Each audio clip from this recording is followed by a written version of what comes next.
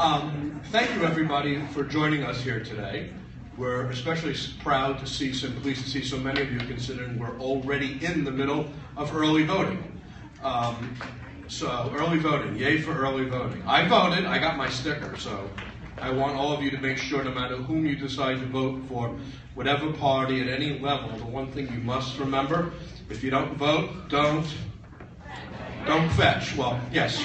Again, this is the Beamer, and at the JCC we change. Usually it's don't complain, but at the JCC we'll say don't fetch, and I think everybody understands what that means. So it's great to see all the great to see a nice turnout of our candidates. Thank you so much for joining us.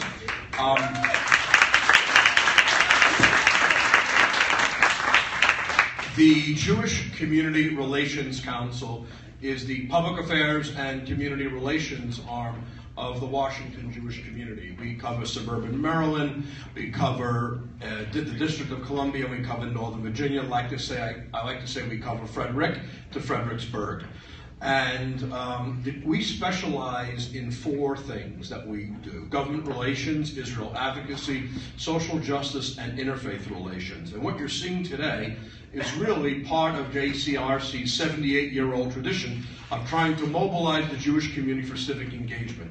Regardless, again, of whom you vote for, we want to see a large Jewish constituent footprint on election day.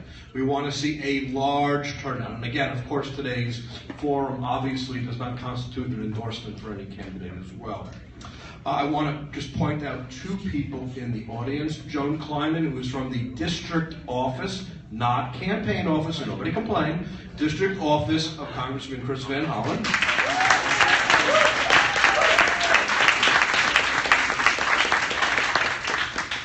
And number 2, Meredith Weisel, our new Director of Maryland and Community Relations. So we're very fortunate today to have Bruce DuPoit moderating this event. Bruce has become sort of the Jewish community's go-to for debates.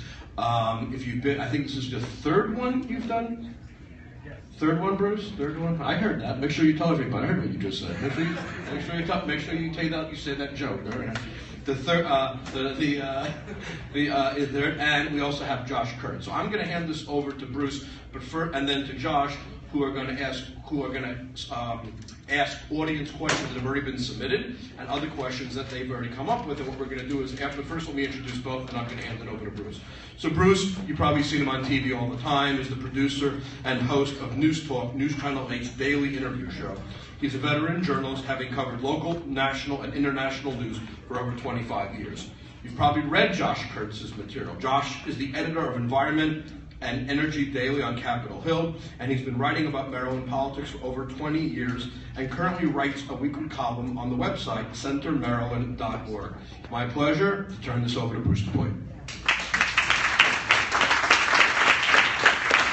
Good afternoon, everyone. It is really great to be here, and as I think I can speak for Josh on this, as someone who loves politics, I've loved politics all my life, followed it, I've covered it all my adult life.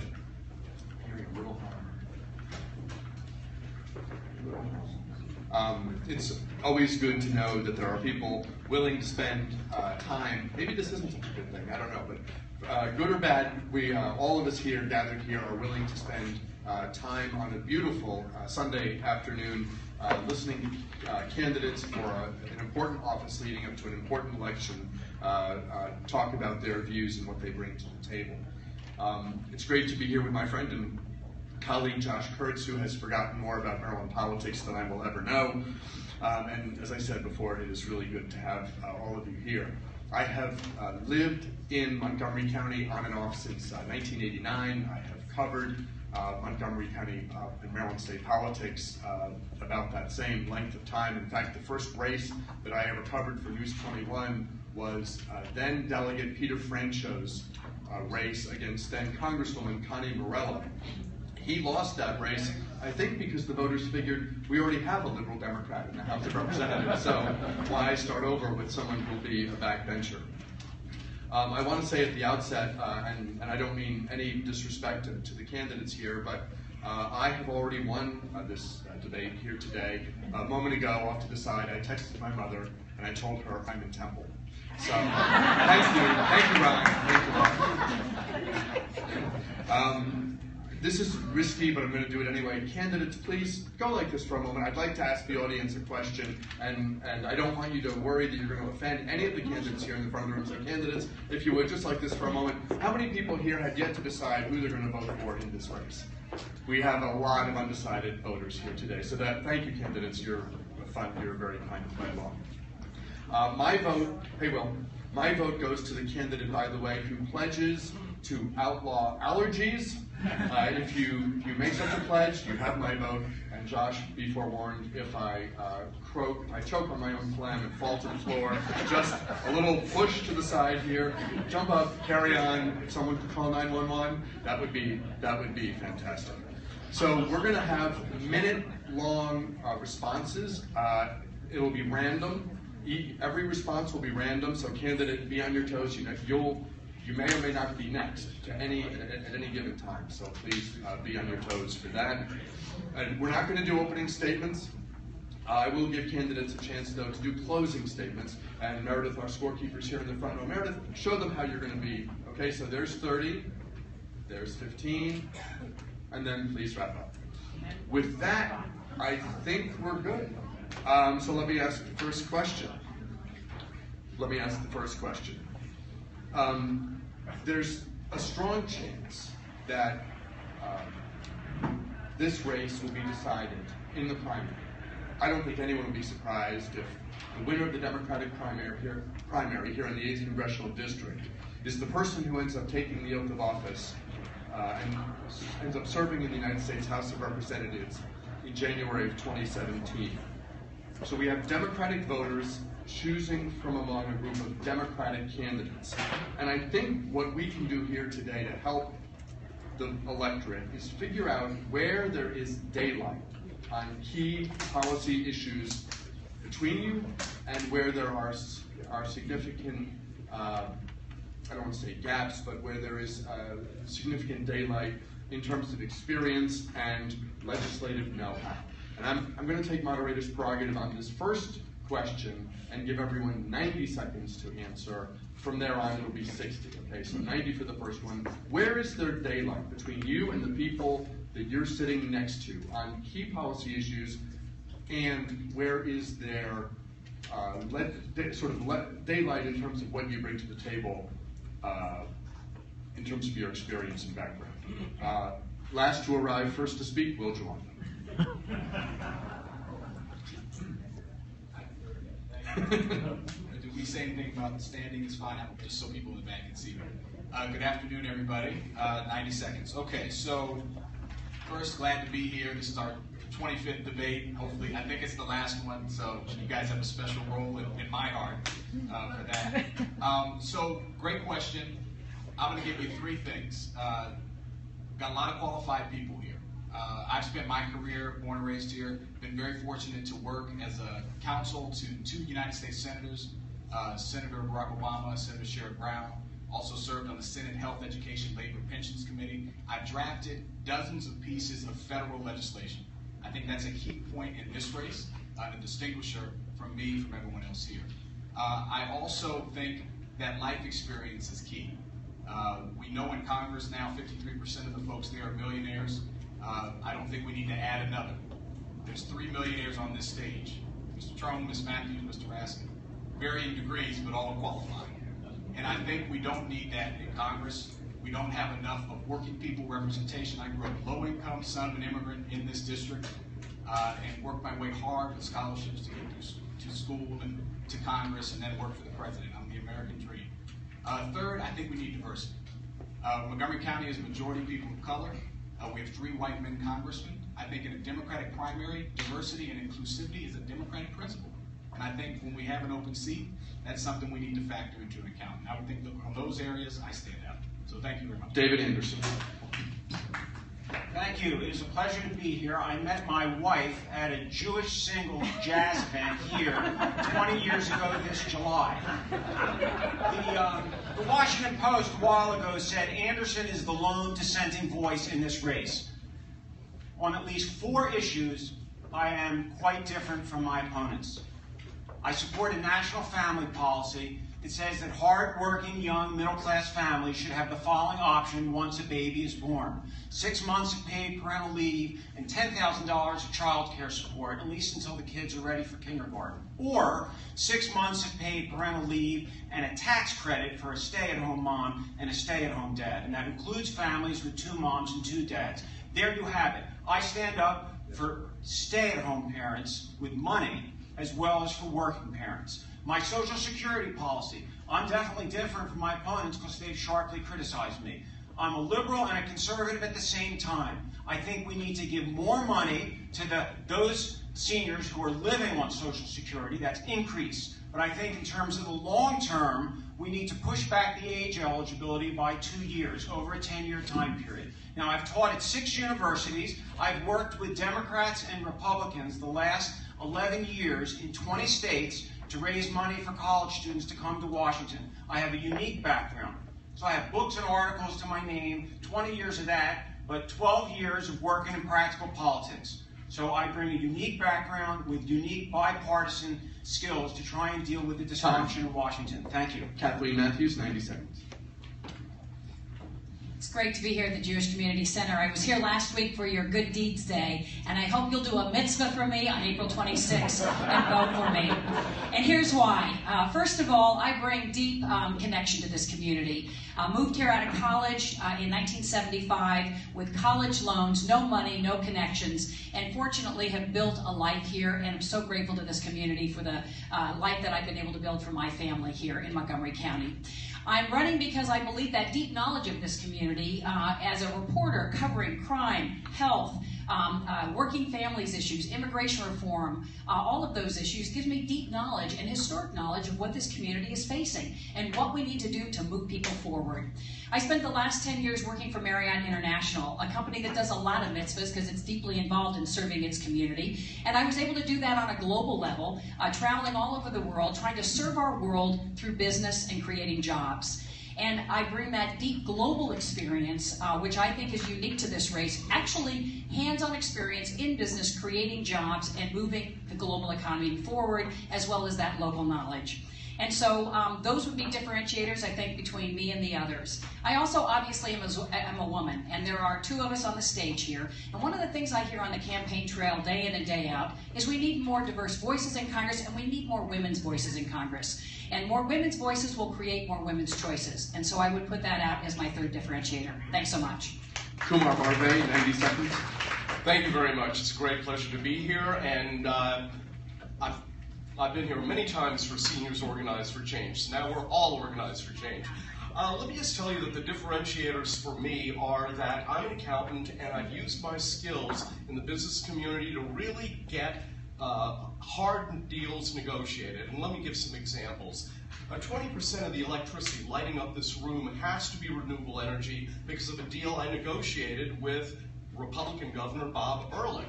And soon, because of a law that I passed this year, our greenhouse gas emissions will have to be 40% lower than what they were in 2009.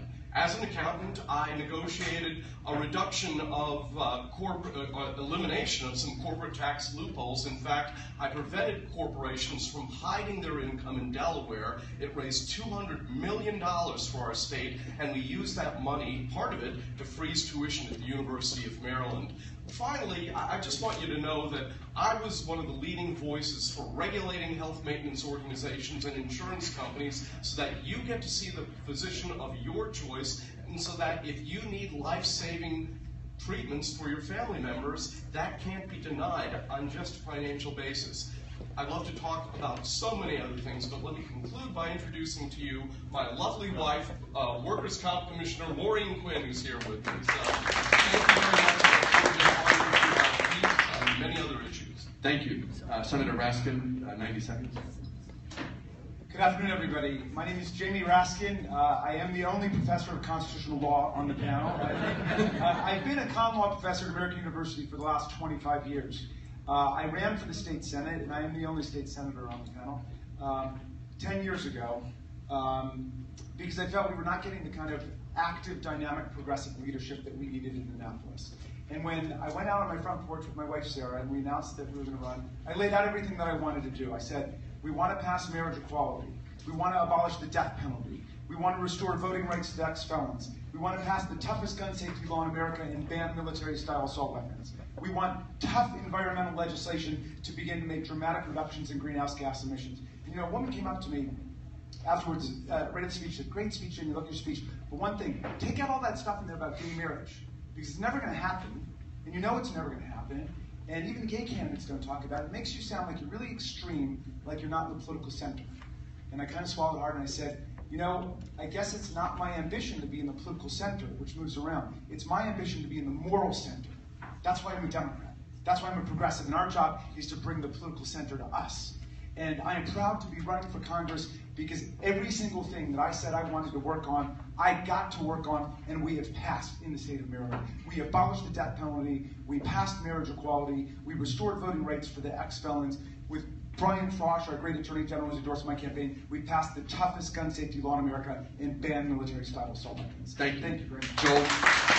Joel Rubin, 90 seconds. Good afternoon. I'm Joel Rubin, and I'm a product of the Jewish community. I went to Brandeis University. I went to Camp Ramah. I played basketball in the JCC in Pittsburgh, actually, and here with my little girls. And it's kind of weird to be doing a political debate at the JCC for me, considering I think I should be out in the swimming pool out back. And that really informs who I am. Tikkun Olam. That's the ethics. Those are the values that I learned growing up, actively connected to the Jewish community. I want to take a moment also to thank Ron Halber and the JCRC for all the work they did. About a year and a quarter ago, we saw the culmination of that work in the freeing of Alan Gross. Alan, I had the privilege of, when I was at the State Department, being a senior official of the State Department in charge of our work with the House of Representatives. I had the honor to call members of Congress with that news. It wasn't my work that did it, though, it was the community. And that's what I bring. A sensitivity to the communities that are engaged in the policies and politics that matter to us every day. I bring a background and track record as an activist, helping to start J Street to promote peace and diplomacy. I was in the administration promoting the Iran deal because it's good for our country and good for Israel.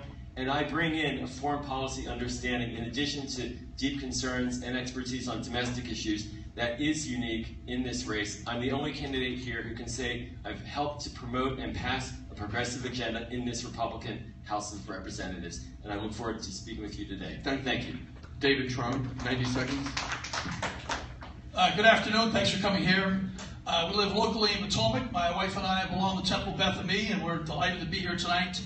Our position is a little bit different. I'm the business guy. I'm a progressive Democrat, but we're a Clinton Democrat, Bill Clinton Democrat, and it's all about jobs. That's important. It's about education. That's crucially important. And we've created a company that started with zero. So we started with a bankrupt. My father went bankrupt. And we took that as a family. As a family, we built a business now that's in 21 states, 150 stores. It's called Total Wine and More. And we'll do $2.4 billion in sales this year. And it's all about our people, taking care of your people. If you have great people, you can move forward. So those are our focuses, but we also have a big head start. And then I have businesses in 100 congressional districts around America. So 100 places we can start off right away, where we've given millions and millions to the politicians, and we have jobs in all those districts. We also buy product from over 100 countries, from Russia to Israel to New Zealand. So we have a lot of international trade experience that I think is very important in this job. The other piece is we're self-financing everything. No PAC, no lobbyists. We're paying our own way. Could have easily raised $8 or $10 million. I don't want the money. I want to just do the right thing. At the same time, have more time, because the average congressman spends 60% of his time raising money. Thank you. W. Gutierrez, 90 seconds. Thank you very much. My name is Ana Sol Gutierrez. I want to start out with a saying in Spanish. Oh, yes. Thank you. Thank you. A Spanish saying that says, más sabe el diablo por viejo que por diablo. And it means that the devil is wise, not because he's the devil, but because he's old. And I think many of us in the audience here resonate with that. So I am very different from my colleagues here in many, many aspects. I am a woman, a single mom, and a grandma. I have 6 grandkids. And that's fantastic. It makes my life just really worthwhile in enjoying the children. But I have many other differences. I think I'm the only engineer. I worked for over 35 years in the IT companies. I have code on NASA, Hubble. I don't think there's anybody else here that has that kind of experience. I'm also an immigrant from El Salvador. I am a Salvadoran, and I have been working with the huge immigrant community that is now living in Montgomery County and in all of Maryland. So, but I think the key point of what differentiates me is my experience in public service. I'm sure many of you knew me, and I know that my friend Golson, who served on the school board, knows me when I ran for the school board in 1990. Served 8 years there, and I've been 14 years now serving you right here in our community in the General Assembly. So hope you know who I am. Thank you. Josh first, that's the next one.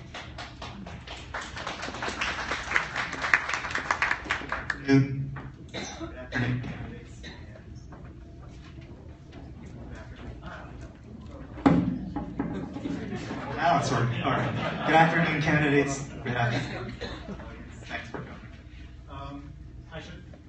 I should quickly mention that a lot of the questions Bruce and I are asking today are your questions. The folks at the JCRC asked everyone, what their questions were when they signed up for the debate. So we're trying to distill a bunch of them. One of the questions we got had to do with congressional gridlock. And so my question to you is sort of, you'll be coming in as a freshman.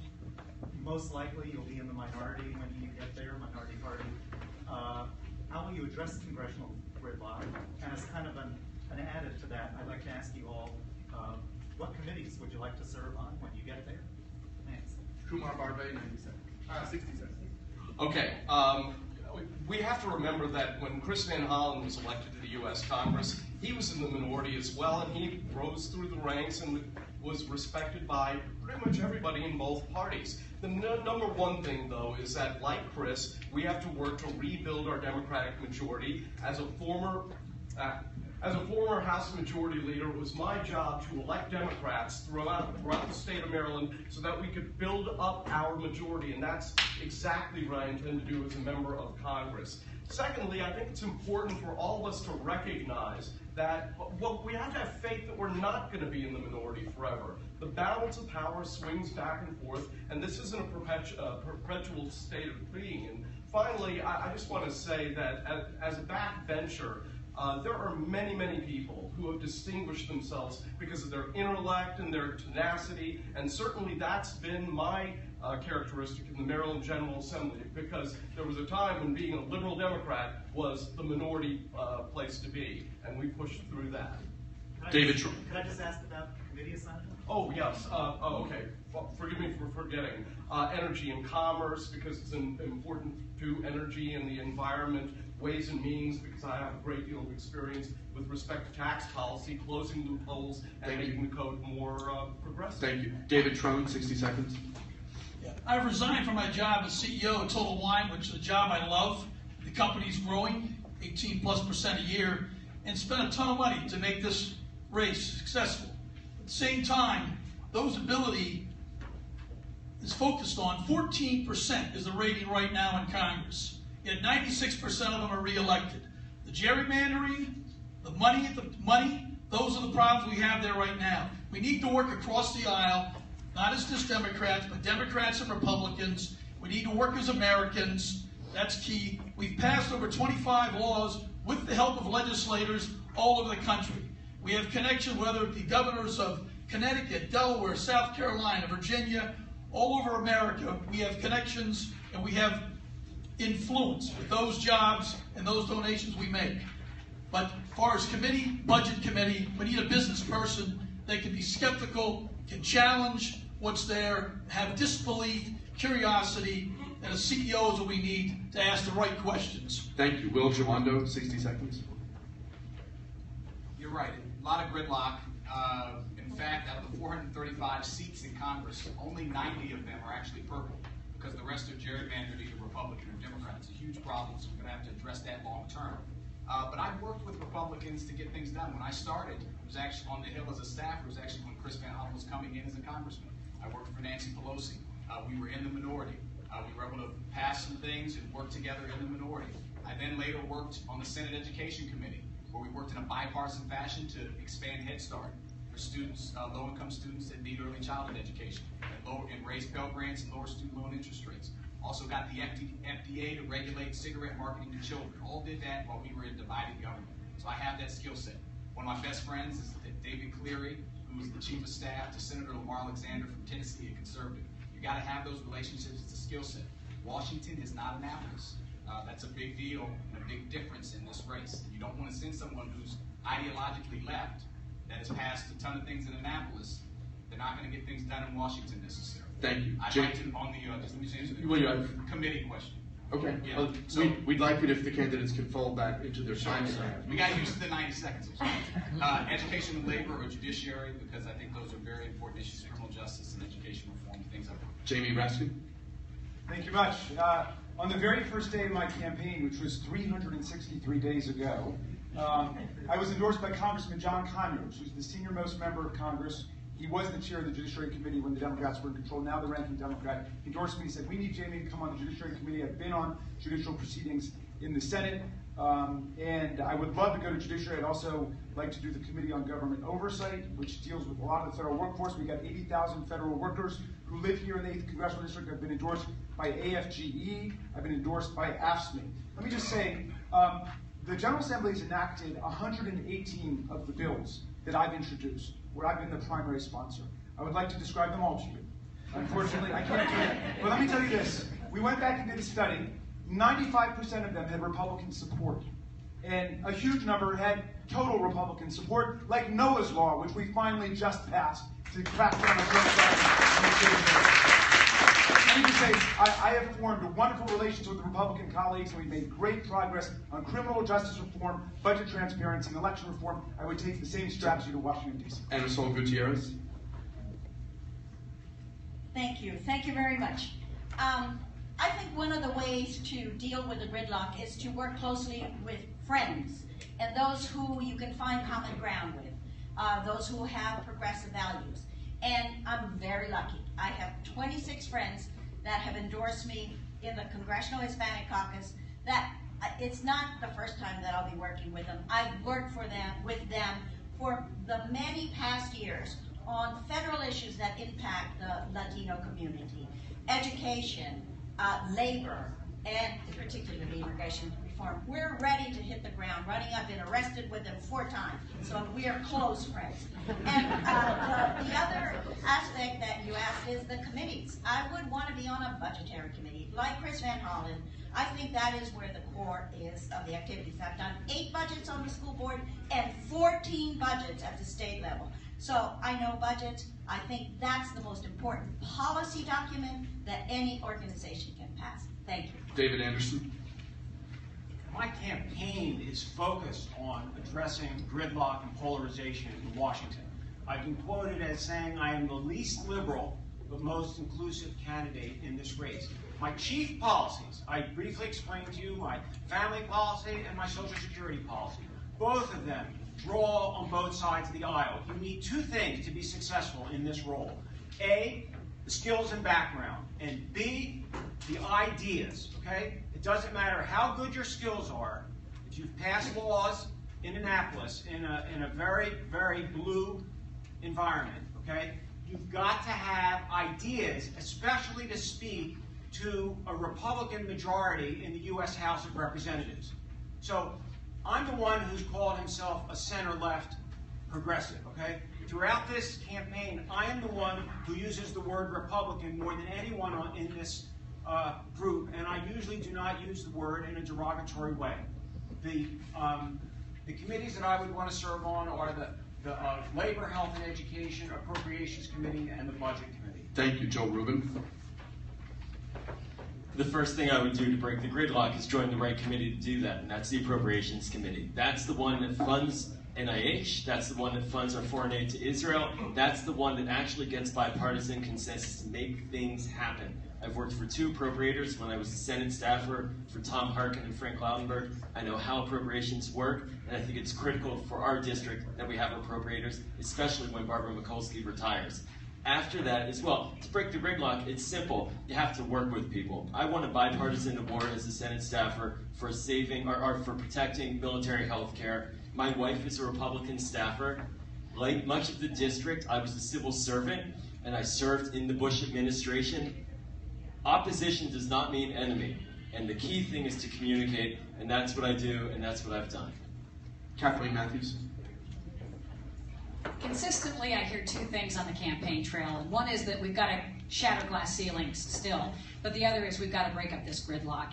I was very proud that the Washington Post endorsed me in this race as the person most like Chris Van Hollen, able to move the ball forward on behalf of the people of the 8th District. Chris Van Hollen is my role model on how you break the gridlock. He knows you roll up your sleeves, you build relationships. He was able to do a budget with Paul Ryan and actually advance our progressive interests at the same time. So that would be my model. I'm proud to have endorsements from progressives and the Progressive Caucus and New Dems and the New Dem Caucus. It shows the span I have in this race.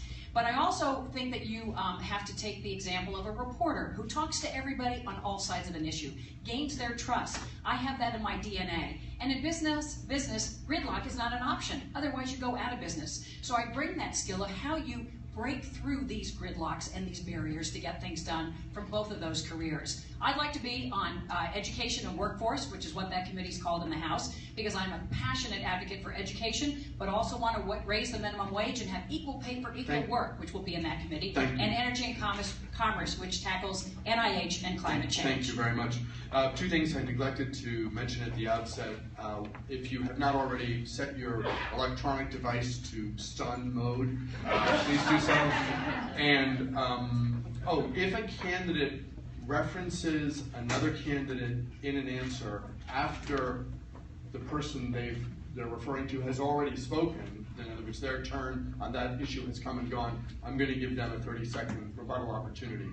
If that person has yet to speak, then I'm not going to give you 30 extra because you get to speak. But if it's where your turn has come and gone, where I'll give you the bonus 30. So mention your colleagues at peril. But those are always the moments that we in the press seize on. Listen, with DuPont, you never know what you're going to get. I have a trade question, and I'm curious to get a feel for you as to whether recent trade deals have been a net plus because we love lower priced goods, and right now the country has a lot of them. So have we had a primarily positive experience from trade deals because American goods theoretically have more access to foreign markets, and we're able to buy goods that are manufactured overseas? Or have the recent trade deals been a net negative because of impacts on American jobs and potentially the environment? 60 seconds for Kumar Parve. Before I was elected to state office, I was a contract negotiator, and frankly, I've been a little disappointed with the way the TPP has come out as a result. The direct question, Bruce, is that it's been kind of a wash, because while it's true that we do get cheaper products, we've lost a lot of jobs, but the main thing you have to bear in mind is that the U.S. government has broken its promise to American workers that we would retrain the workers who lost their jobs to foreign competition. The way to move forward is to acknowledge the fact that in America, we have 4 million unfilled jobs in the middle skill range. Here's what I think we ought to do with respect to trade. We should use our money to train Americans to fill those jobs first, and then we should negotiate international deals that are beneficial to the United States of America. It's a combination of job training and good negotiating, and up until this point, Bruce, on many of our agreements, it hasn't worked out well for American workers. David Trump. We buy products from over 100 countries in the world, so we are 100% pro-trade. If America isn't going to trade, we're going to just build up the walls, and we're just going to become more isolationist. So I agree with President Obama. We support the TPP. We absolutely need to do it. We can't abandon the Pacific and allow China just to continue to dominate. We need to support Japan, and we need to be part of the international trade and be leaders and not isolationists. We need to step up and lead the world. Joel Rubin. So I'm with former Secretary of State Clinton on this one, which is that, frankly, we do need to make sure the trade deals work, like the Trans-Pacific Partnership, but we need to make sure it works. And right now, it's not designed to work for Americans, and frankly, also not for the countries that we've negotiated with. There are serious human rights concerns that many people who watch this closely bring up. There are environmental concerns as well. And to Kumar's point, although I'm not sure if this is a criticism, this is an agreement. In fact, the training aspect is severely underfunded. We have real budget priority problems in this country. We all know that. We're right now spending $1 trillion, or planning to, over the next 30 years to modernize our nuclear arsenal. But we can't find a few $100 million to train our workforce as a result of trade. That's insane. That really is. And appropriations need to get under the hood. I've done that as a senior official and as a congressional aide. I know how to work on these issues on a day-in, day-out basis, and that's what a member of Congress really needs to do. David Anderson. There's always trade-offs on major issues. You can't have everything that you want. But overall, America's free trade policies have been for the better rather than the worse for our country. It's not an option right now not to do the TPP. As the world has become more globalized, right, it is not an option to retreat from the world economy and let China basically do most of the business in Asia. If we want to sell cars to Vietnam, we have to do the TPP to put a check on China. That's how we get more jobs here. So it's not a 99 to 1% thing. So you have to accept that President Obama is pushing the TPP. It's not Ronald Reagan. He's had his trade representative working on environmental and labor standards, for years. Okay? So when you hear the opposition on Capitol Hill from Democratic members, remember, it's the President of the United States who's pushing the TPP, Time. not the Republican Party. Will Jawando. To quote my former boss, Senator Sherrod Brown, which will give you a sense where I'm coming from, I'm for free trade and fair trade. I think, on balance, the CAFTA and NAFTA have been bad for America, but also bad for our neighbors to the south and others, in the fact that they don't have really enforceable labor and environmental standards. We've also seen, with the subsidies that we do, corn, for example, that we throw whole systems out of whack and we make things cheaper, and that disadvantages people and props up industries that shouldn't be propped up. So I think that TPP is something that could be better. I'm not for it in its current stance, where it currently sits. I don't think there was enough oversight. I think it kind of was rushed through. But I am for fair trade that's free as well, and I think we need to look at these going forward. The last thing I'll say, I will agree with Kumar, no 30 seconds for you, on the retraining and the education component. We have to do those and fill those middle skill jobs, and then really take education seriously, because we have so many kids coming up that just do not have skills and the knowledge of comedy. Kathleen, Use 5 seconds for brief. It only seems fair, right? Kathleen. Franklin Roosevelt acknowledged that we live in a global economy when he pushed forth the first trade agreements back around the time of the New Deal. And since then, we've had many agreements. There are winners and losers generally. I think going forward, our principles have to be this. Number one, we have to recognize we live in a global economy. We have to recognize the benefits when you can bring down the cost of goods to American consumers, and that's what many of these trade deals have done. But we also have to know that our economy is strongest when it's a diverse economy, an economy that is not only services but is also manufacturing. And we also have to realize the leverage we have in the world today, that we can actually set the example through these trade agreements of better human rights, better labor rights, better environmental rights. That's what they have tried to do in the Trans-Pacific Trade Agreement. It's not perfect. It needs more leverage in terms of here at home, having the training component as a companion piece of legislation. But on balance, I'm leaning towards it. I'm waiting to see what the International Trade Commission, which is about to do a huge report in May, is doing, as are many members of Congress. Ana Sol Gutierrez. Thank you. Thank you very much. I have a very close relationship or awareness, firsthand experience with the recent trade agreements.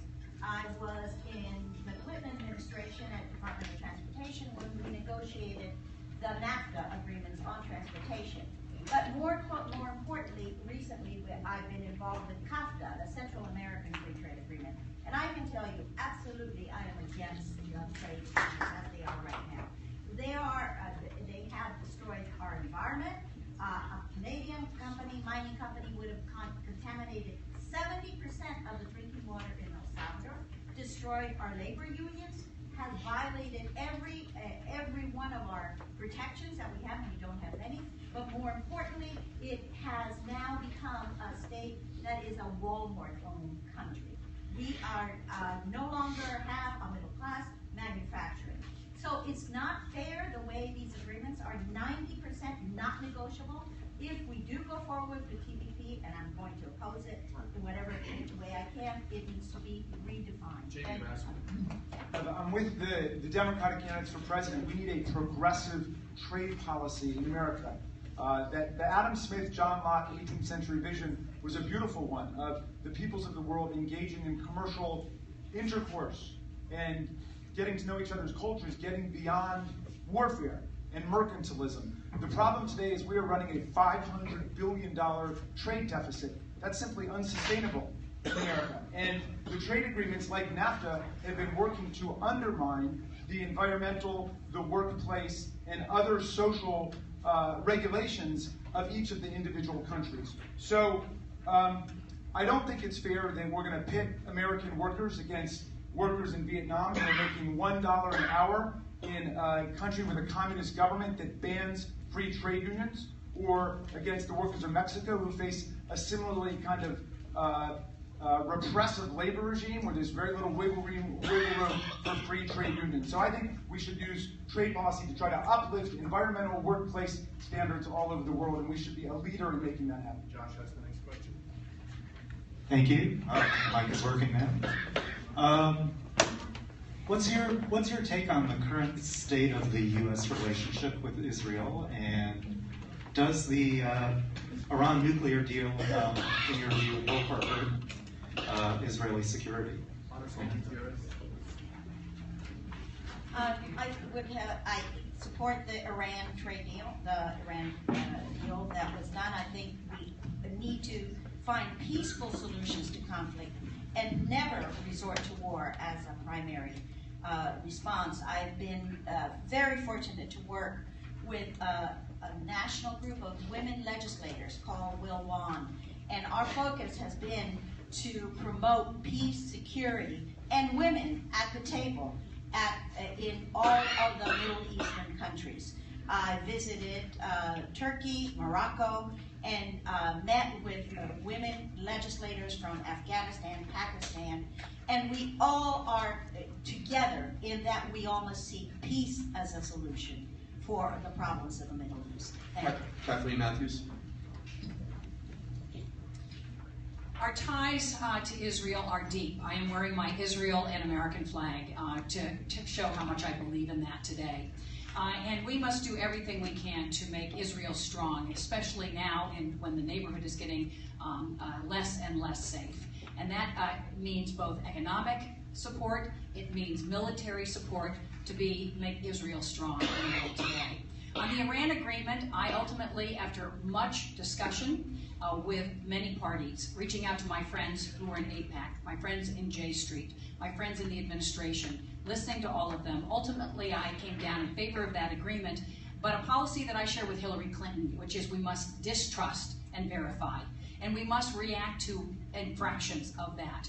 The nuclear ballistic testing that the ballistic missile testing that we've seen is, I believe, an infraction of what Iran is committed to in the United Nations. We must react to that. We must be looking at sanctions and all options on the table.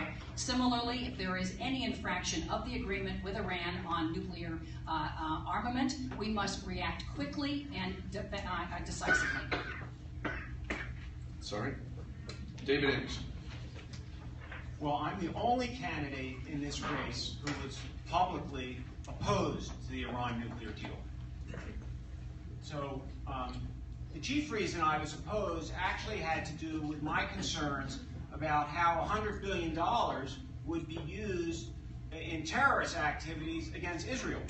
So I am unequivocally a strong supporter of Israel. The ballistic missile testing within the last few weeks is actually sort of proof that when we made this deal, we did it too fast. Now some people say, well, they didn't violate the Iran nuclear deal, testing missiles that say destroy Israel, because that was another deal that they violated with the UN. So that's right, but it's connected, because if they didn't violate the content of the Iran nuclear deal, they definitely violated, I think President Obama said, the spirit. So, oh, I have to stop. Thank you. Delegate Barbe. Thank you. I support the Iran nuclear deal. I am a strong supporter of the state of Israel and of a two-state solution. And I think it's important to recognize the fact that there are ups and downs between democracies. The relationship recently between the leaders of our two republics have not always been smooth, but over the long haul, the United States of America and the State of Israel have to work as close allies. And let me finally say this. As many of you know, I'm Hindu, and India is the home place of Hinduism. And India is a big and militarily secure nation. Israel has to be a militarily secure and robust nation as well. Every religion has to have a place that it can securely call home. And for Jewish people of the Jewish faith, that's Israel. And I strongly support that. And finally, I want to say one other thing, and that is when the Afghani government started to discriminate against Hindus, it was our Jewish friends in New York who joined us in the protest. Thank you. Will Jawando, 60 seconds. Israel is our strongest ally in the Middle East. We have to make sure that it stays that way. We've had a bumpy road in the last few years, but if you look at the whole relationship, we're still sending tons of aid. I think we need to quickly re-up the 10-year defense agreement, make sure that Israel continues to have the weapons and the defense technology it needs to defend herself from outside attack. I think the Iran deal was a step in the right direction. We need to be very vigilant on snapback, and I think we need to also, I would agree that we need to pursue in the UN these agreements that have been broken with the missile attacks, with ballistic missile tests. But I think ultimately we have to have a reset with this new president too, with the relationships at the top. So I think that's going to be important. I like that Secretary Clinton is talking about that, like that when she wants to come in and have a reset in the relationship at the top, and I think that will be good going forward. Jamie Raskin.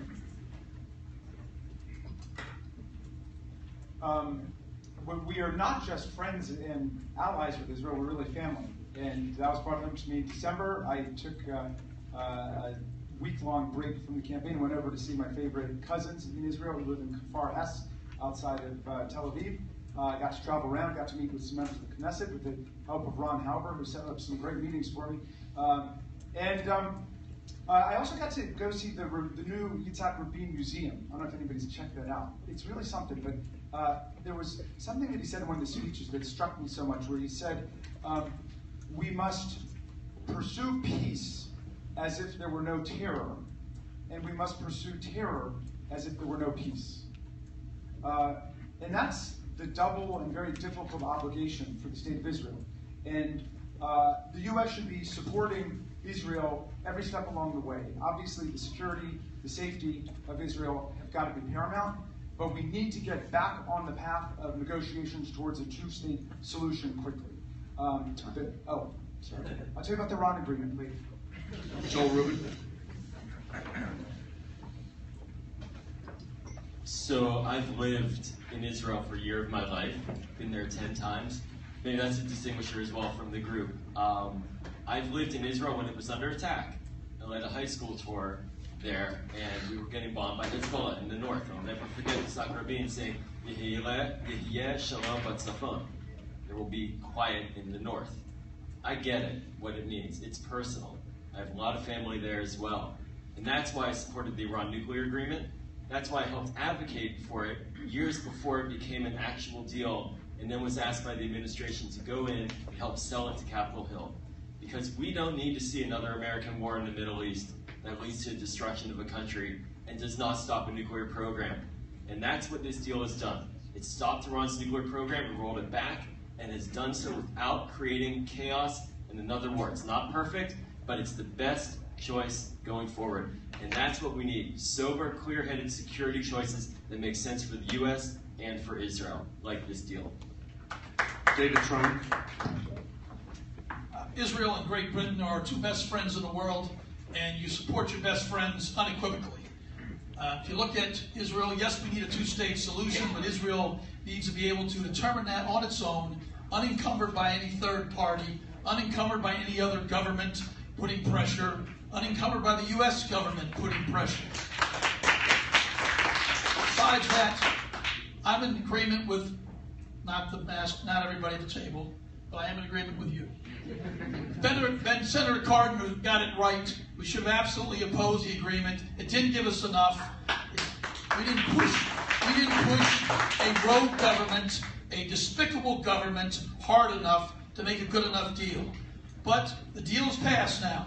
At this point, we can't go back. We need to support the deal as it is now, and we need to verify, because they're totally untrustworthy. We can't do what Trump or Cruz say, tear it up. That's not going to work. And we need to put the Iran Sanctions Act also back in immediately and not give them access to U.S. dollars. Thank you. Time for the next question.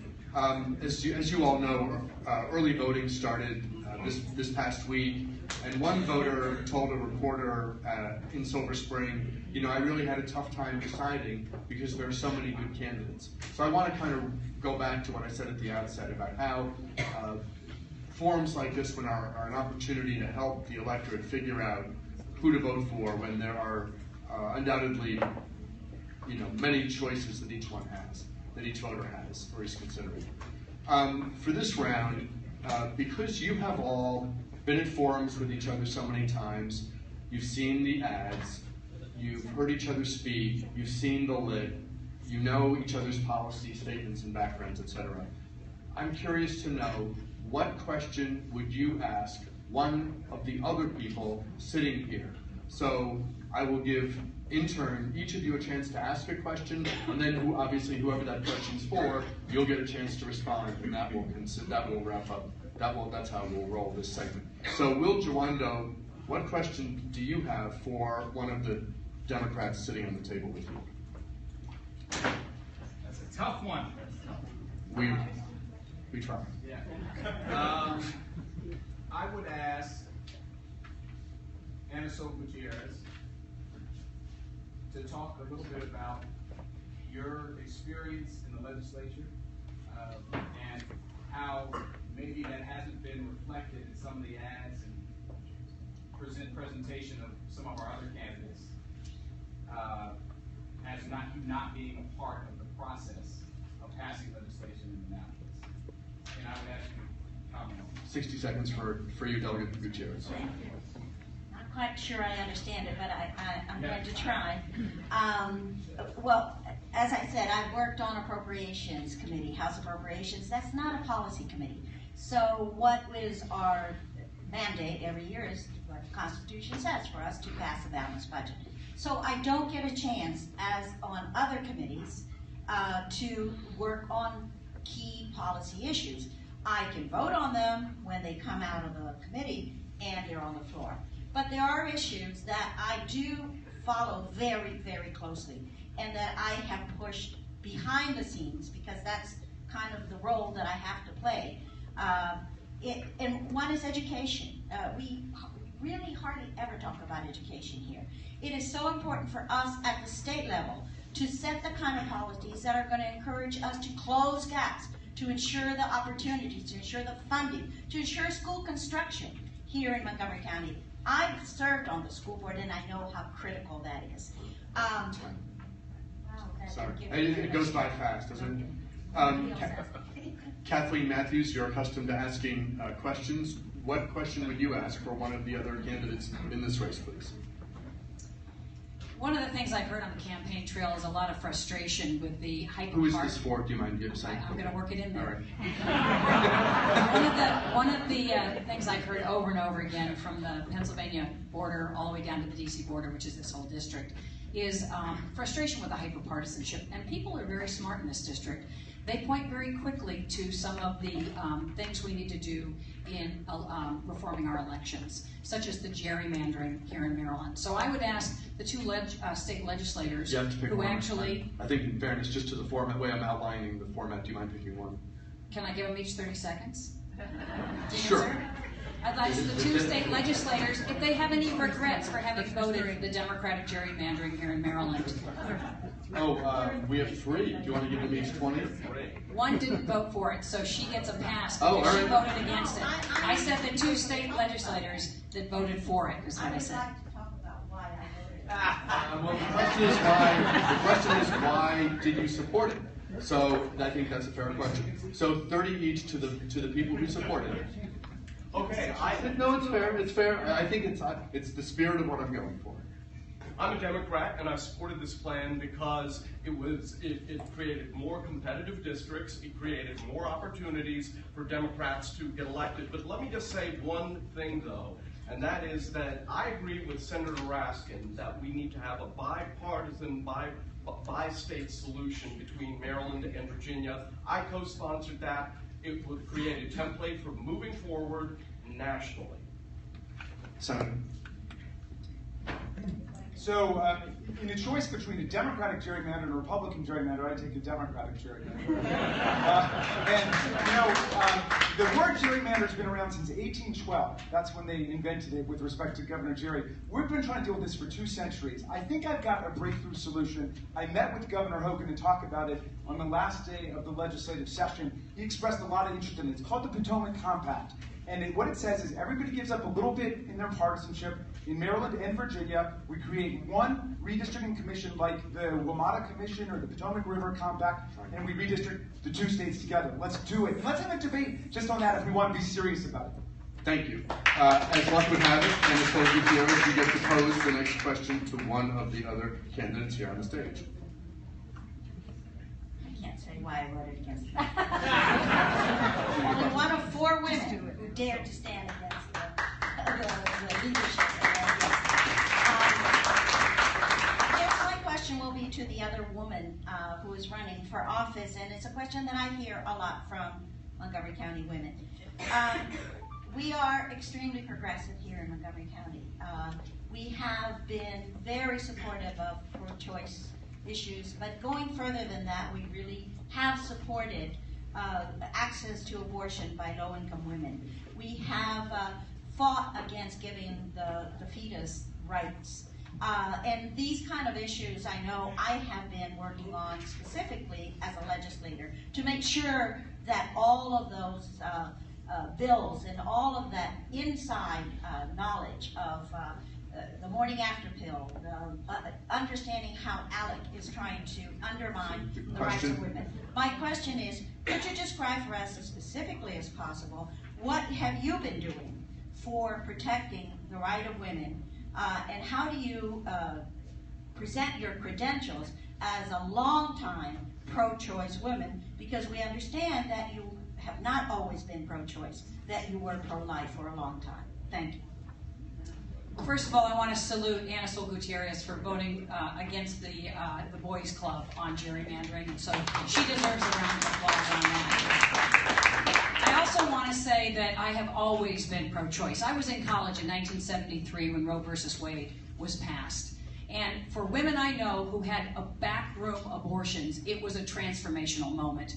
There's never been anything unequivocal about my pro-choice stance. Now, when I was a reporter for 30 years, I couldn't tell anybody what my politics were. So I don't know why there was confusion. I was on the board of Catholic Charities for many years. Perhaps that's some confusion, but I've always been pro-choice. And my belief in Catholic Charities is the belief that you have here at the JCC and JCRC, which is I was investing in anti-poverty programs, homelessness, those kinds of issues at Catholic Charities. I'm very proud. I have the Emily's List endorsement. Emily's List does an incredible check on who they endorse, and they only endorse pro-choice progressive women for Congress. And so I'm not sure where the rumors about this would have come from, Anna. I know that there were rumors on the campaign trail, but my stand has been... It's evidence of doing something about it. Time. And doing something, it's been a primary issue.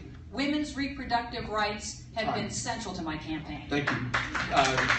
Senator Raskin, if you would have a question for one of the candidates on the, at the front.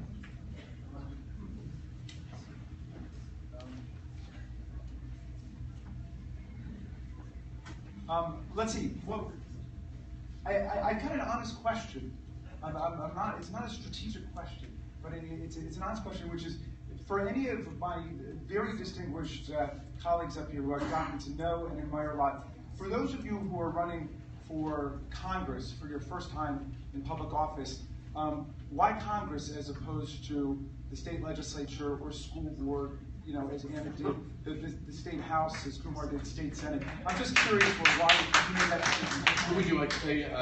This is kind of a one-to-one thing. Whatever Kathleen did, whatever her rules were. You divided up 30 seconds each. Well, really? All right, so Mr. Rubin, Mr. Anderson, Mr. Trone, and Mr. Jawando. What is that, 15 each? We'll just start at the end and work our way this way. I think I'll take a few more than 15 seconds, but it's simple because I have direct experience in getting things done and progressive results in the House of Representatives as the senior official at the State Department handling the House, as well as an activist and advocate dealing with the House. I have federal experience. I don't need job training. I'm ready on day one. That is different, that is unique, and that is what we need in this district. We have no time to waste. We have major problems in this country. This is not a job for the faint of heart. This is a job that's serious, and I've been working on it for a number of years, and I'm ready to start. Mr. Anderson? Well, I need more than 15 seconds. But basically, I raise money from state legislatures. So during the sessions, I couldn't be a state legislator because I'd have to quit my job, and I am the primary provider in my family. So my wife and I have talked for years about me running for office. So running at the state level was, quite frankly, not an option. David Trump. We need a different kind of person. Maryland's ranked right now 47th on people that want to stay in Maryland because of high taxes and jobs are disappearing. So if we want the Annapolis way, we can continue to do that. Or if we want to change, we should think about a change. John Kennedy, Lyndon Johnson, Elizabeth Warren, all first-time Congress people, they did okay. Mr. Jawando. Kathleen, Just go right down. Oh, right, I'm sorry. Political office is not something that anybody has owned or that anybody inherits. It's something that is earned. And it's the House of Representatives. It should be representative of our community. I personally believe that there are not enough women that get off the sidelines and run for office. So I was very motivated by the fact that when we had an open seat, not running against an incumbent, but an open seat, that as many people, and you see the diversity of all these faces and backgrounds, as many people as possible should run for office, including women, to make it a more representative body. I would agree. No one's entitled to this seat. I ran for the State House 2 years ago, lost by less than 1%. Some people voted for me. Thank you if you did. I also have deep federal knowledge working in the House, the Senate, the White House, and the Department of Education, but I also have real life experience. And the idea that in a Congress where 50% have served in state office and 50% haven't, it's about half and half, which is something that Senator Raskin should understand. Also, 81 members were former staffers, including Chris Van Hollen. It's a good skill set. Trust me, no on-the-job training. I would agree on that. David Trone, it's your chance next to ask a question of one of your, or theoretically one of your colleagues. I'm just going to not bite on that. Why don't we, I'll ask Kumar a question. I've been a long-time member of the ACLU for 20 years. Actually, criminal justice, they've named their criminal justice project after my wife and I for our involvement. But when you look at people of color, and you know, you're a person of color, I'd like to ask you why you took the vote the other week for nail technicians, to deny them unemployment insurance. Unemployment insurance? No, I voted the correct way. Jamie? Yeah. Oh, sorry. Jamie, why did you take that vote last week to deny the nail technicians unemployment and other worker protections. I also put it the right way on it. That's not our information on that one. It's definitely not our information on that one. Let's check the record on that. Only Dolores Kelly voted against. All right. Well, I'll go back and check it. I'll go back and check it. Lou will check it and Bill will check it. All right, we have people lunching through Google machines. Let me answer. Wait, how many seconds? Yeah, did you answer that? life sentence for juveniles. Let me just yeah, say- how about the vote for life sentences for juveniles? Okay, but let's start. Is that a good? No, start with the other one. You can't run the debate. You already picked 4 before. I thought I gave you an answer. That's not right. I thought I gave you an answer. No, we changed the question. What question? Life sentences for juveniles. So who is the question for, Mr. Trump? Who is the question for, and Jamie, what is the life question? sentences on juveniles. You can't change the question because you were wrong about the facts. Okay. All right. So the question now I understand about life sentence for juveniles. Okay. With Senator Dolores Kelly, who has endorsed my campaign and who has contributed to my campaign, I co-sponsored legislation to abolish life sentences for juveniles in this legislative session, and I support it. So there's the answer to that question. Let me just say, I've been a leader on criminal justice reform, Mr. Trump. I led the floor fight to abolish the death penalty in the state of Maryland, and we got that done. I introduced the Second Chance Act to allow for nonviolent misdemeanors to be removed from people's records. So I would put my record on criminal justice reform up against any state legislator in America, and I've been endorsed by Attorney General Brian Frost, by the African American Democratic Club, I've been endorsed by Congressman John Conyers, I've been endorsed by the Latino Democratic Club, I've been endorsed by the Asian Pacific American Democratic Club, so I think that might answer your question. David Anderson, motion to propose the next question. My question is for Kathleen Matthews. In 15 debates, I have stated my family policy, and a number of them I've criticized Kathleen. So here's what I want to know.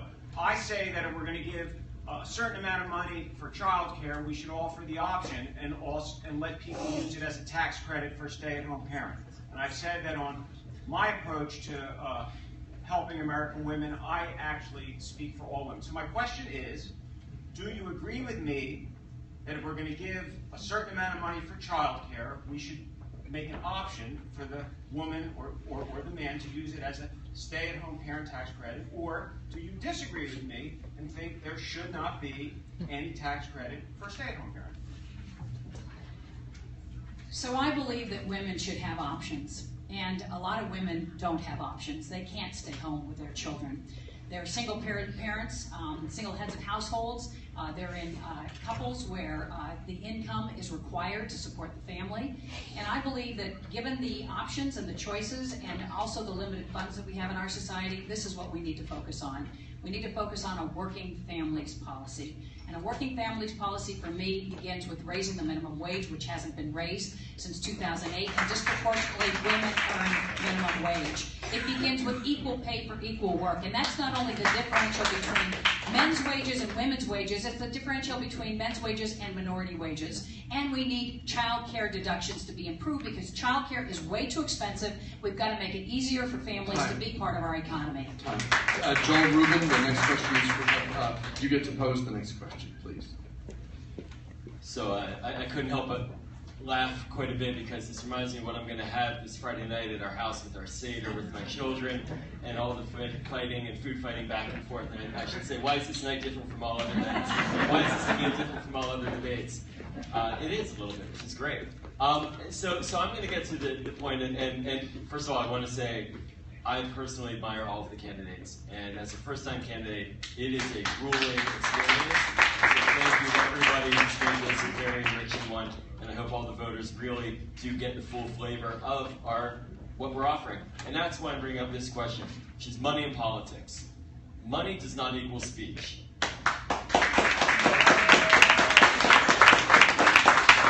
I'm concerned about the amount of money that has gone into this race, the most expensive race in the country, probably by historic standards, the most expensive one. As a first-time candidate, I don't sit on multi-millions of dollars. I'm in public service. Well, wait, I think that others did take extra time. I do need to just communicate the question. So the question I have is, and Mr. Trump, David, with all due respect, you've been commenting about PACs and lobbyists and how bad they are, and you're not like them, but you've been supporting them your whole professional enterprise, your whole professional career. How can you communicate to us and to the voters how you're different now than you were when you were hiring PACs and lobbyists?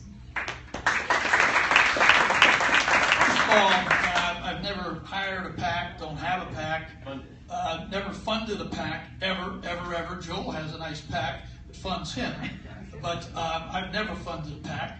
I certainly have lobbyists in a number of states pushing for things like getting rid of the DLC. You guys could probably support that.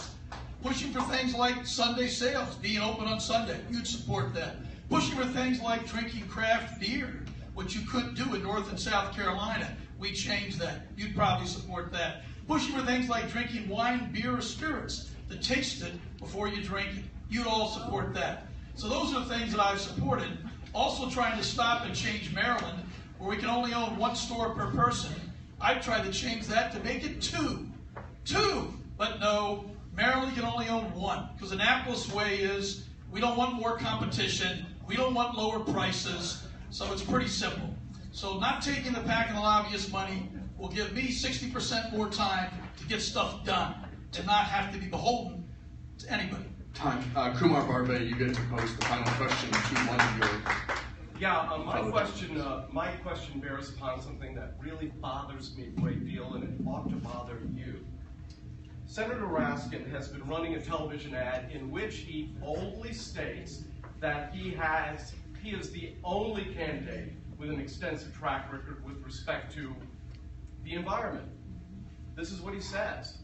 Well, guess what? An independent fact-checking organization 10 days ago found that this was not correct. And let me read what Ballotpedia verbatim said. They said, a recent ad from the Raskin campaign claims that Raskin's the only Democratic candidate who has written laws to reduce the state's carbon footprint. However, those claims do not square with the legislative record. Barbe has written laws to reduce greenhouse gas emissions, encourage the use of alternative energy, and as chair of the House Environment and Transportation Committee, he has also led efforts to enact a moratorium on fracking. Now then, this ad is untruthful. It has been proven to be untruthful. How, Senator Raskin, can you claim to be in the moral center of our discourse when you continue to run ads that have been proven to be untruthful? Senator Raskin. Very simple, my friend Kumar. You know, and one of the unfortunate things about the race is that people who are your friends, the tensions build. And I gotta say, I have enormous respect, friendship, and admiration for Kumar Barbe. My ad was written as a compound sentence. Unfortunately, because I don't have the same kind of money other people on the dais have, we have 15-second ads. It's very tough to get it all in there, but I believe it is inaccurate. What it says is that everybody's talking about greenhouse gas emissions. Raskin, I think it says, is the only one endorsed by the Sierra Club, which is true, who has written laws to reduce carbon footprint and to fight fracking. And I think that's where a disagreement is. Kumar is not opposed to fracking unless you're going to declare you are. You supported a moratorium for 2 years. I am opposed to fracking. I introduced legislation to stop fracking permanently and to abolish it in the state. If your position is you're totally opposed to it, then I will stand corrected. But if your position remains what it was, which is you want to see where the science is going to come out, then I stand totally by my ad. Thank you very much.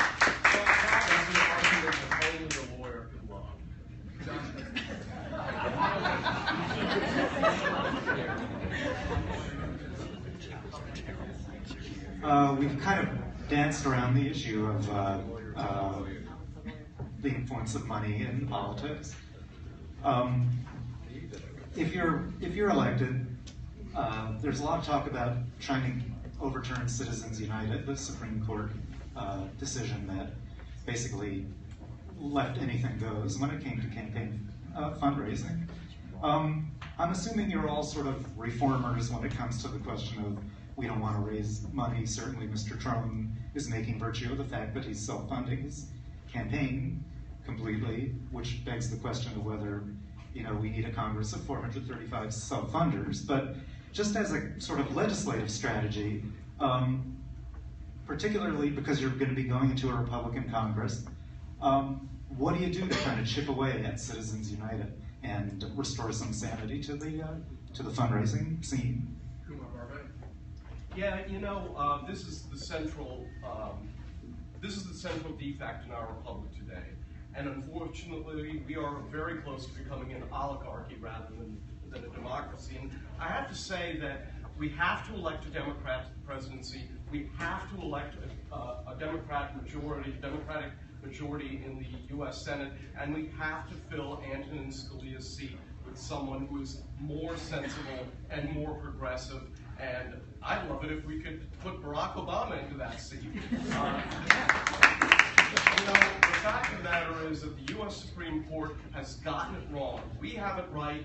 They have it wrong. We need to elect a Democrat to the White House and to the U.S. Senate, because that is almost literally, the only way we are going to be able to solve this problem quickly. But I have faith we're going to be able to do it this year. Joel Rubin. Legislatively, right now, the way legislation moves is whether or not members can cobble enough of a majority to get things done. And oftentimes, they will engage lobbyists and PACs and super PACs and funders to move the process forward, to grease the skids, so to speak. But that doesn't serve the actual voters directly. And I do believe we need to move to public financing. I have seen it directly. I do believe that voices of candidates are drowned out because of the financing issues, and it harms our ability to attract people to government. It dampens the enthusiasm. We're only going to get 10% of the human beings in this district voting for the Democratic nominee. And that may determine the next member for the next decade. That is ridiculous, and that is it for my children. I have 3 young daughters. I'm 45. I'm watching them grow. That is very concerning to me, that people won't want to go into politics because of this. We do need to level the playing field on the money. Will Jawando. Public financing is the gold standard. We have a program here in Montgomery County that the 2 years will be in effect, where the county will match, hopefully we get it funded, will match candidates. New York City has a similar program. We have to move towards that, because we don't need an oligarchy, and we don't need just rich, wealthy, well-connected people, which is what we have now. Even if you don't have the money yourself, it's the people who can raise it and are connected to folks that raise the money. And what does that do? That dampens enthusiasm. It gets you less voices in the room, and as a result, you have worse policy. You have a 14% approval rating, and you have a Congress that's dysfunctional. Gerrymandering is the other side of the coin, and that's why we don't have an actual debate in Congress. And those two things, money and gerrymandering, go forward. I think you have to make sure we move to public financing, and then we have to elect new leaders that actually reflect the diversity, not just racial, ethnic, that's important, but socioeconomic, people that are dealing with things that working people are dealing with, and that's just not represented in Congress. David Trump. I certainly agree with Will. The gerrymandering is behind this. It's the whole problem. It's led to the polarization. But at the end of the day, we need to get Hillary Clinton in presidency. We need to get the Senate back, and then we need to take over the Supreme Court. And that's how we're going to begin to move things in the right direction. But at the same time, there's 3 millionaires on this panel. Yep, I'm guilty. Guilty as charged. So, yeah, I started a business with nothing, created a business, successful. I used to think that was a good thing in America. A really good thing. But, you hear sometimes, oh, that's bad. You're a bad person because you created 5,000 great jobs around the country. I'm not Pay sure $15 an hour to your employees? We totally support $15 an hour, and we should have also taken the minimum and indexed it to inflation the last time they did it. But because they're controlled by the special interest, because they aren't open to make their own decisions, you get bad stuff like that. So we need to move forward with a different type of leadership, and that's lead by example. Kathleen Matthews. I was the first of my competitors to endorse Hillary Clinton, and that's step 1. Step 2 is electing a Democratic Senate. It's why I'm supporting people like Katie McGinty, so we can take back that seat in Pennsylvania. And that's how we're going to change Citizens United all the way down in a political way. I'm very proud that in this campaign I have raised $2 million, and I've raised it from 10,000 donors. 50% plus are women who don't generally contribute in campaigns. The average, 80% of those donations are under $100. That is our system today.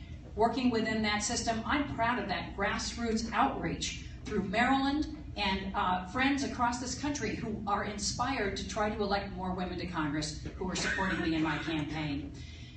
I wouldn't have had to raise more money or wouldn't have had to put in some money that I had to put in the last weeks if the cost of this campaign hadn't escalated to having a threshold of a $10 million campaign by one of my opponents. And I felt on behalf of my supporters who have supported me that I owed it to them to double down and try to do what I could to try to win this election. Anna Gutierrez.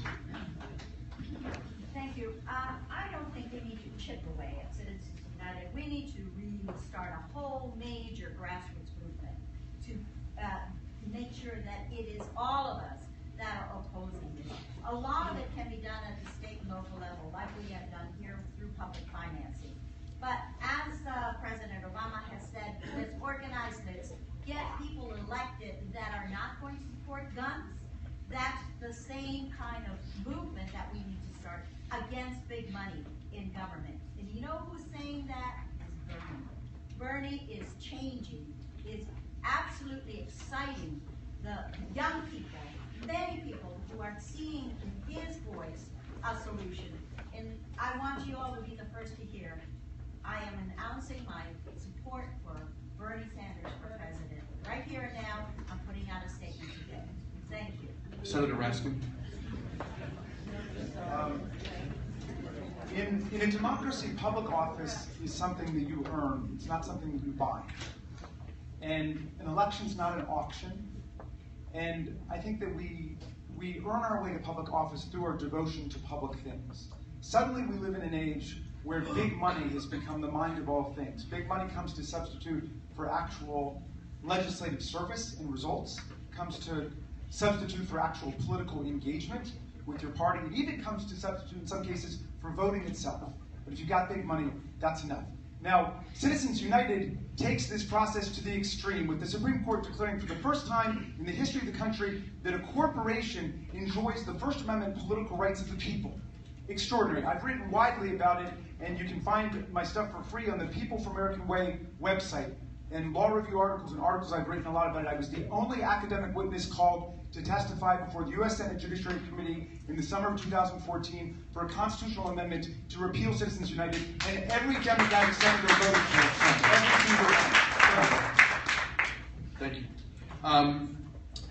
The ratio of active workers. Excuse me, David Anderson, I apologize. Forgive me. I'm one of the least well-funded candidates in this race. I support public financing, and Congressman Sarbanes has a very nice leveraging bill. Put up $100 and then get 6 times that from the public. The role of money in campaigns nationally, and especially this race, is clearly out of control. There is no doubt that the media and the public then measure the value of a man or a woman's campaign chiefly by how much money he or she has raised. In this race, it's pretty much assumed that it's going to be Raskin, Matthews, or Trump. That is the public message that has been sent out. I advise you actually to vote your conscience and not your calculator. There's 2 ways the calculator fits in. One is how much money has that person raised, and the second way is more subtle. It is, where is the impact of my vote most likely to be? Raskin, Matthews, or Trump? So there's 9 candidates in this race. Again, as a former ethics professor, I ask you to vote your conscience and not your calculator. Thank you. The ratio of active workers, workers who are in the workplace drawing a paycheck now, the ratio of those workers to retirees is shifting dramatically and is likely to continue to do so for a period of time. How will this impact programs like Medicare and Social Security, and how should we as a nation respond? Joel Rubin. Thank you. So retirement security is based upon a 3-legged stool: pensions, savings, and Social Security. Pensions are drying up, savings are getting weaker as the economy has continued to be flat over decades in terms of wage growth. And Social Security, in about 20 years, when I turn 65 by coincidence, and that number sticks out, Social Security will essentially become insolvent unless we do something about it. And that means we'll pay 70 cents on the dollar, violating the agreement, the ironclad agreement with the American people, or we'll have to shift money from one part of the budget to the other, violating the law. And that means we are in an unsustainable moment. We need people in Congress who over the next 20 years, but hopefully much sooner, will be able to get under the hood of the problems in the federal budget and move the money from wasteful accounts in defense first and foremost, where there are tens of billions of dollars going to weapons programs that we don't need to fight wars that we no longer have to worry about, and move it into protecting Social Security over time. And that's key, because that's the foundation for retirement security. Kathleen Matthews. Social Security is the greatest anti-poverty program that this country has ever created by FDR at a time when seniors literally were thrown into the poorhouse because they had nobody to take care of them and no retirement savings. We find ourselves now, fast forward, at a time when companies are cutting back on their pensions, 401ks lose value, as we've seen in the economic downturn, and too many seniors, the majority of seniors, retire, and they have nothing other than their Social Security check. So we've got to fix this. We've got to make sure that for people at the lowest tier, for whom Social Security is their only form of retirement security, that we raise those benefits. We also have to realize we have to pay for this so that we can guarantee this as an earned benefit for future generations. And so we need to find ways that we can pay for it. And I would support continuing to have people above $250,000 a year, like Hillary Clinton and Bernie Sanders are saying, pay into Social Security with payroll savings, with their payroll contribution, so that we can continue to make this both an earned but also a benefit we can count on. Will Jamando.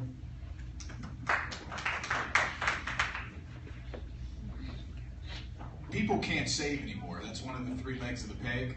When child care is $2,000 a month, when the minimum wage hasn't been raised in a long time, when the cost of student loans to go to college are astronomical, only second to consumer credit, we have to make it so that people can actually save again. So we need to do what we need to do on the minimum wage, on the cost of child care, on making sure college is affordable so people can actually save. Because right now, I can't save. I'm a crunch generation person, young kids, 3 young daughters under 5, student loan debt, take care of an elderly parent. So we've got to do what we need to do there. Then we need to dramatically change our tax code so that people that at the highest end are paying their fair share, and that you don't, if you get capital gains or dividends, that those are taxed so that we can bring more money into the system. We also need to make sure we reprioritize, I would agree, on the budget, with no more defense spending on planes that the Air Force doesn't want. Let's spend on things here at home so that we can actually invest in our country and have a long-term vision, and actually make sure that the earned benefit and promise of America is there for everyone else. Kumar Barbet. Even with the cold, I have a good stage voice. Ironically enough, the way to support Social Security, Medicare, and Medicaid, the retirement functions of our civilization, the way to do that is to rebuild the middle class and the skills of people in the middle class. I've said it before, and I'll say it again, there are 4 million jobs that are going unfilled in America, according to the Harvard Business Review. These are middle-skilled jobs. Let me give you an example of one. Pepco cannot fill $100,000 a year lineman jobs because students coming out of high school who have no desire to go to college cannot pass the first exam to get in the apprenticeship program for a job that pays $100,000 a year. We have to rededicate ourselves to supporting those Americans who choose not to go to college. We need to dedicate ourselves to, we need more respiratory technicians. We need technicians at wastewater sanitation facilities. We need blind people. We need to rebuild the middle class job skills to support all these programs.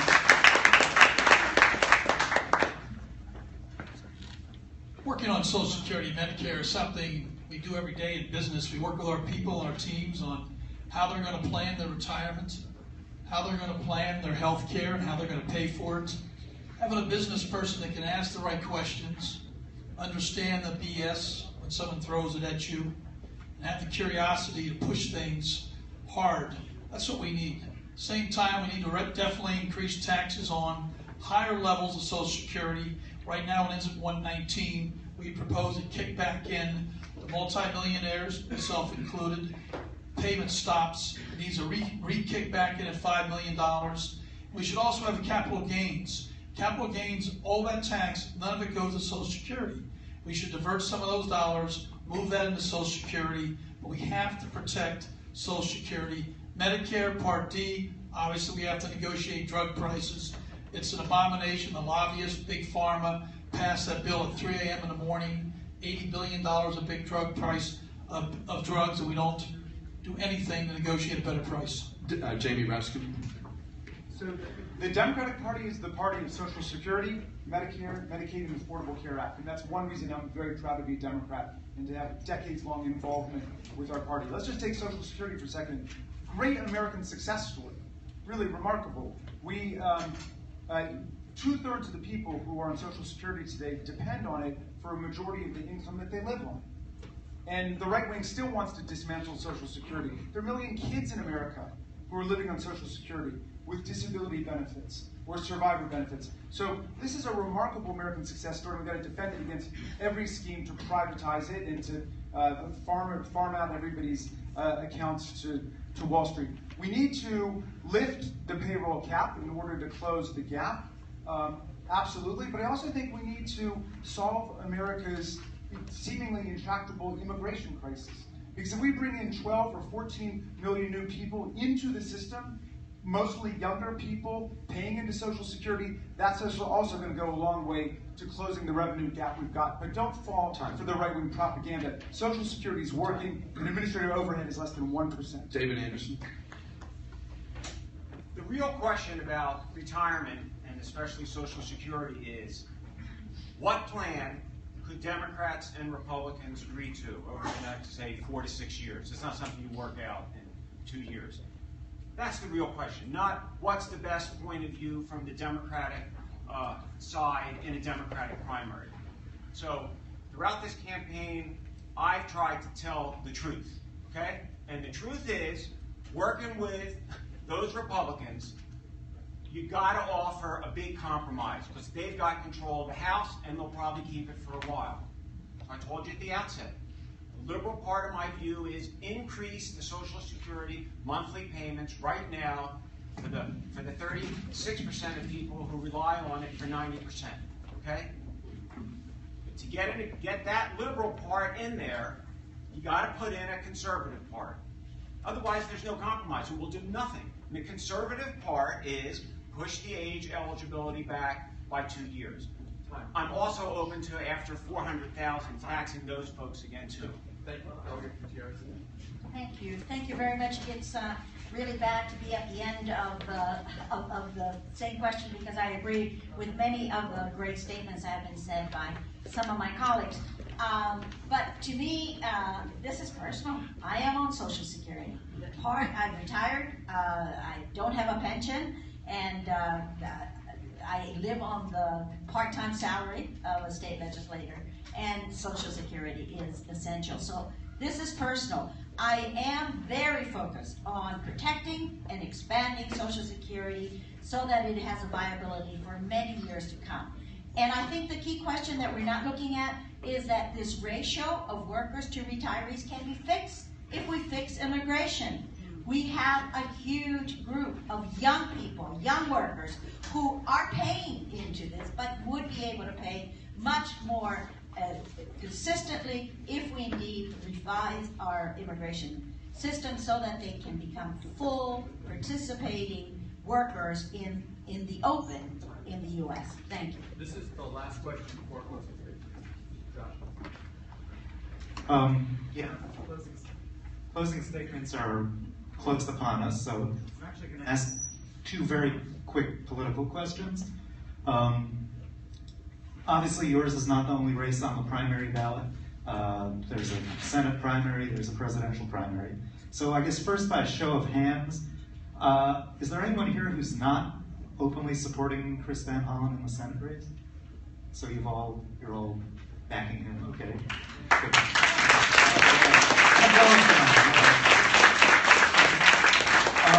And then a couple of you have hit on this already, but let me just ask, Hillary versus Bernie? So show hands. Well, or you could just go down the line. Yes, I already made my statement that I have decided to be a strong supporter of Bernie. I think I came to this conclusion because all the issues that he is raising are the issues that I've been fighting for all my life. And I admire the kind of leadership that he has demonstrated by making sure that these issues are in the open, that we are talking about the income inequality, the injustice, the disparities, and that we are seeking solutions. And I would be dishonest if I didn't stand next to Bernie in making this plea to the American public to move in this direction. Thank you. Jamie Raskin. So when the campaign started, it seems like it was a long time ago now, I assured my friend Governor O'Malley that I would remain neutral in this race. And I've stuck with that, and I'm really happy I've stuck with it. You know, all of my kids, they want Sanders. All of the older people in my family, they want Hillary. And I want to beat Donald Trump and Ted Cruz and any other maniac that is nominated by the Republican Party. And so I would love to play. Nobody cares who I think any of us is really going to vote for. People are watching the race themselves, and I'm very eager for us to go on and beat the Republicans, and I want to play a role in helping to unify our party, making sure that if it is Hillary, who is an exceptionally well-qualified candidate with great credentials, that the young people come along, and if it's Sanders, the older people decide to go with the younger people too. We got to keep us together to beat the Republicans. Kathleen Matthews. No, I'm doing the same thing I've been doing all along. I'm pulling names. I've been pulling names out of the hat. Good. I said I was for Hillary. It's easy. Hillary has the broadest domestic experience and track record of building bridges to get things done, and Hillary has the most complete foreign policy experience. Hillary is going to be the person who can get us to a two-state solution. She's the person who can get the Arab states, including the Palestinians, to recognize the right of Israel to exist as the Jewish state. Only Israel's going to be able to, only Hillary's going to be able to move us on these important things that are, first and foremost on our agenda going forward. And I'm putting my trust in her, and I believe that on so many issues, she is going to point the way and is going to move us where we need to go on the domestic and foreign policy front in our 21st century. David Anderson. Well, I'll vote for Secretary Clinton. For many reasons, she obviously has the best resume of anyone. But I will point out for the record, I wrote an op-ed for the Baltimore Sun, where I've written many op-eds, just before I announced. And I did criticize both Secretary Clinton and Senator Sanders for neglecting half of working families with respect to the family policy issue. So I do think that this problem goes right up to the top of the party, and that we are only supporting that model of the home in the early years, where we want to get the woman back into the workforce, and we are neglecting the needs of about half of the women and men who would prefer to have a parent at home, or at least for a few years. So that is a stated public criticism I have of Secretary Clinton. David Trone. And Senator Sanders. Well, I already mentioned earlier where I stood. There's only one possible choice. I've been a huge supporter of Hillary Clinton since 2008. We need to relentlessly get her elected. She has to be elected. It's her gravitas, her unbelievable wisdom, her foreign policy, domestic experience, builds an extra bonus. Can't beat that. And at the end of the day, she's also going to work with us to protect the state of Israel.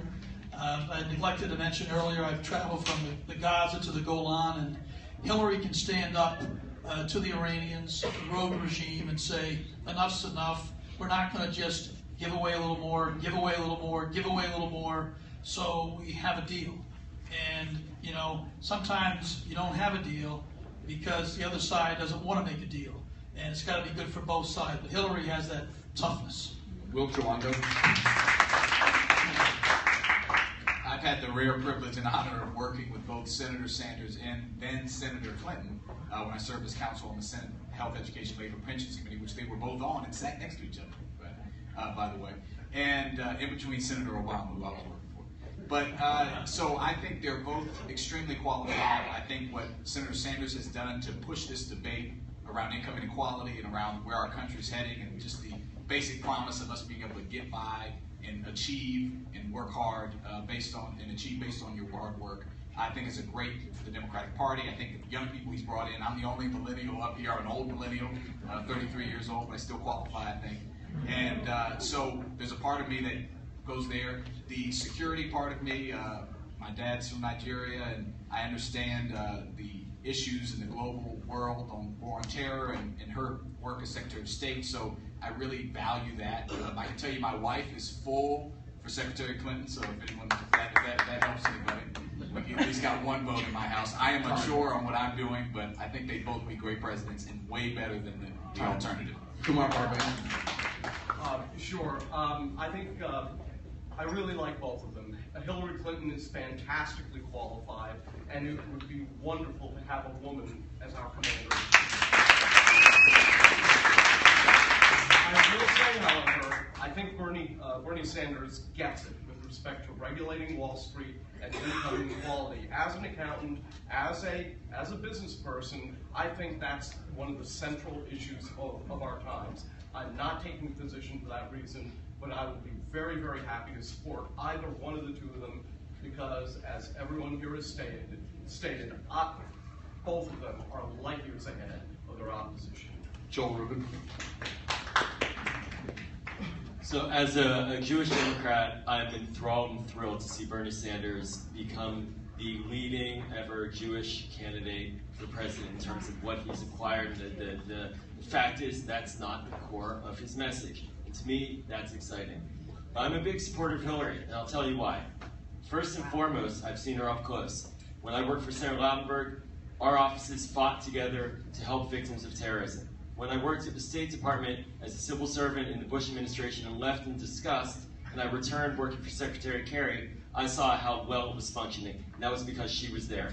When I testified to the Benghazi committee for 2.5 hours, I thought it was tough, until I saw her do it for 11 hours. She is tough, and that's what we need. And also, when she came out in favor of the Iran nuclear deal and supported it, even though Senator Cardin and Senator Schumer opposed it, she supported it. To me, it demonstrated leadership, clarity of mind, and an understanding of real interest in how to protect American security and Israeli security. For that, I support her. Time for closing statements. Everyone gets 60 seconds. J.D. Maxson.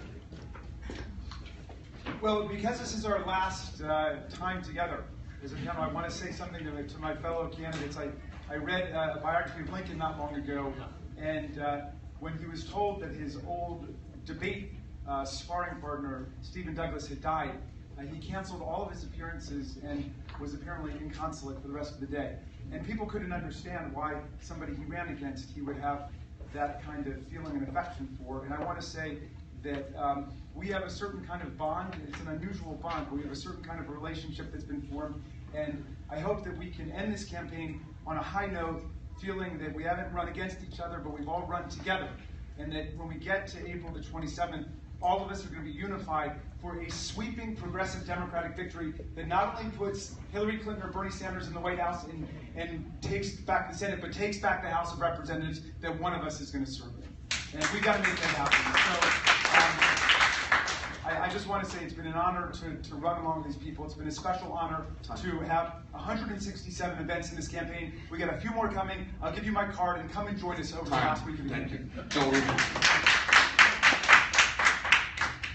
Well, I'm grateful, Jamie, for that, and for being welcomed in as a first-time candidate into this process. The jabs, the collegiality, this is what we want in American politics. What we don't want is the climate of fear that the Republican presidential candidates are creating. My 9-year-old is afraid to watch the television when those guys are on because she's going to have nightmares.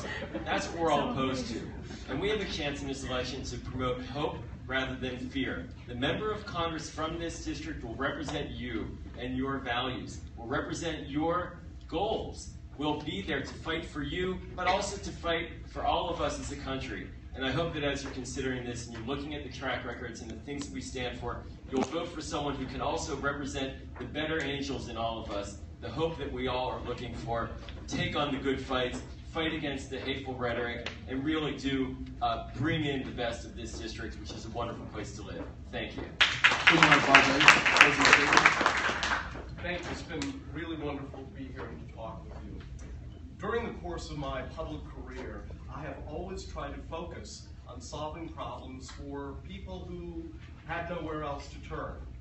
I aired a TV ad not too long ago where I discussed helping to get life-saving treatments for a man's child who was dying. During the course of my career, I've really tried to dedicate myself to making it better for middle-class people, to try to clean the environment, to try to get rid of tax unfairness. It's all been rooted in my democratic belief system of just going to bat for people who have nowhere else to turn. That's why I'm running for Congress. It's why I want to represent you. But I have to say, I think I see that element in each of the people who are up here. And so on that high note, I want to ask you to vote for me. But most importantly, let's focus on the fact that government has to help those who just don't have anywhere else to turn. Well, it has been a pleasure and an honor to run in this race against both the legislators, some of whom are old friends of mine, and the non-legislators. I see the race in many ways as, which is the right person to fit the needs at this time, right? At this time, politics is very much about timing. So I've run this race because I thought that I was the right person, even though there are people here who have more distinguished backgrounds.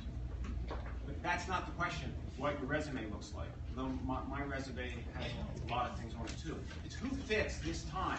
In terms of the dysfunction and the polarization, I've worked with Democrats and Republicans the last 12 years.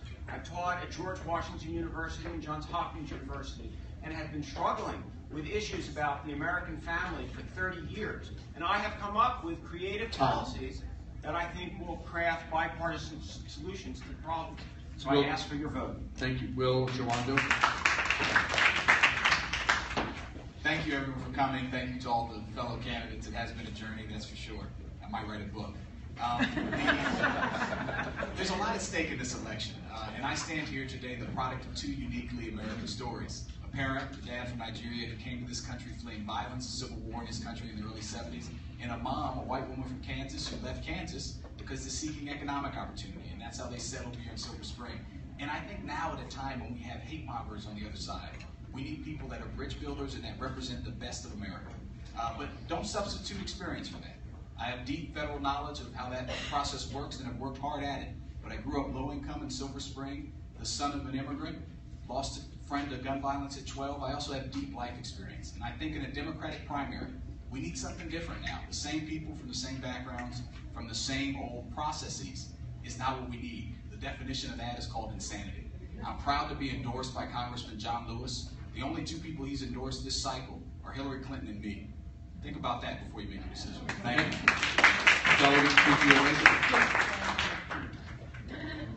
Thank you very much.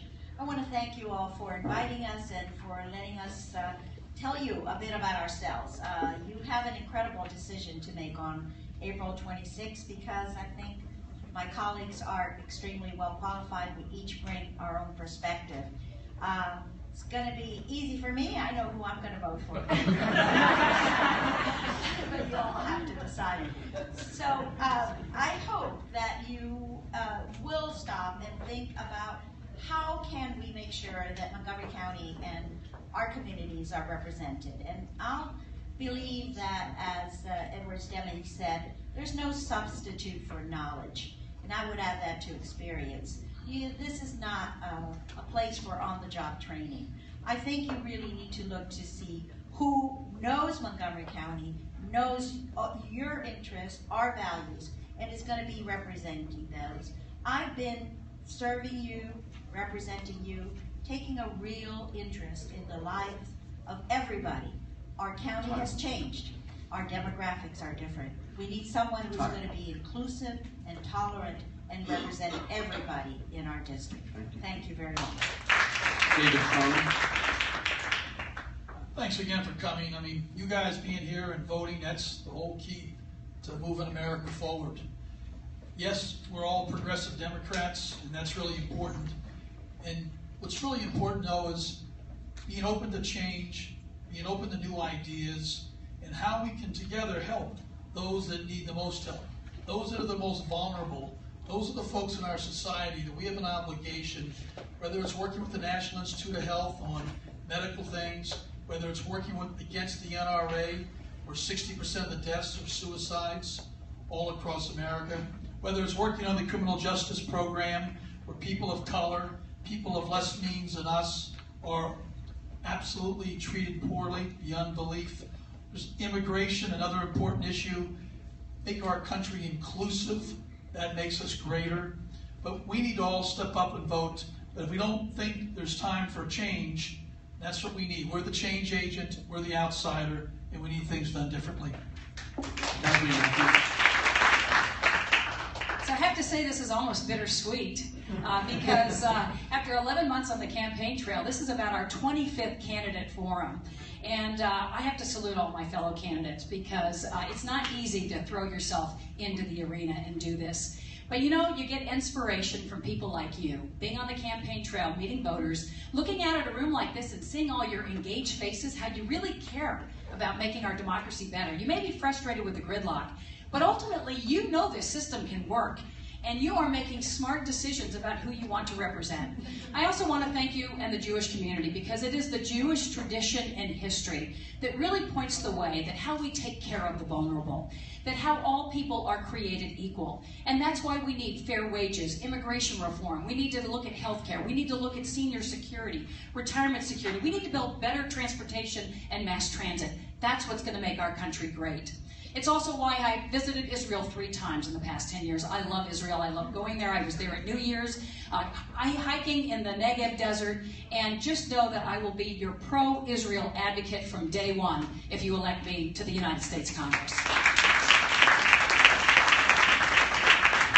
I'm getting a signal from Anasol Gutierrez. Oh, were you running past this stuff? I'm sorry. Well, social media requirements of the crack office. Please join me in thanking all the candidates.